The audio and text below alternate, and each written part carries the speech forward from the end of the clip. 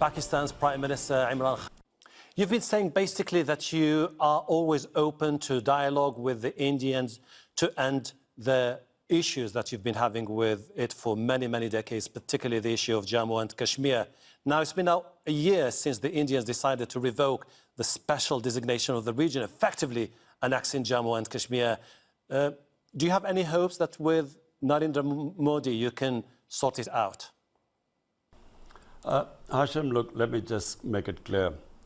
I do not believe in military solutions. I have never believed in military solutions. The moment I became the Prime Minister, I extended a hand of friendship to India.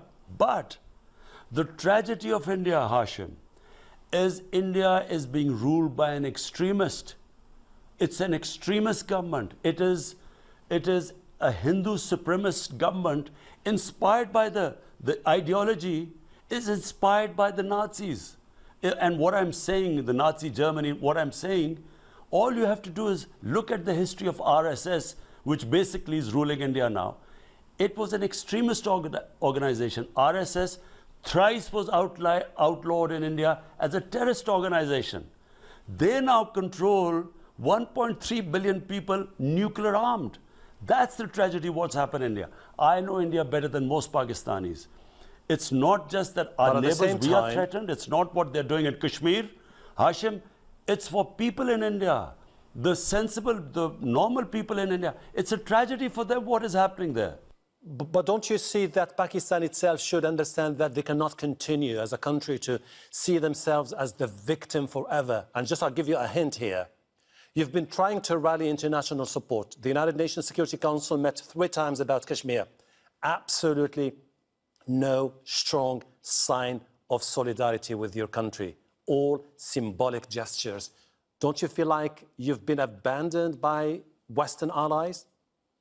Hashim, number one, Kashmir is a disputed territory between Pakistan and India since 70 years. Now, this disputed territory on 5th August last year was taken over by India by brute force. 8 million people in Kashmir in an open prison and 800,000 Indian troops in the valley who are now oppressing them. Now, we have knocked all doors and we will keep doing so. We went to I spoke in the United Nations Security Council. I've spoken to the heads of states. This is an extreme injustice, not just for people of Kashmir. If this escalates, and if this breaks up into conflict between Pakistan and India, this has implications for the rest of the world.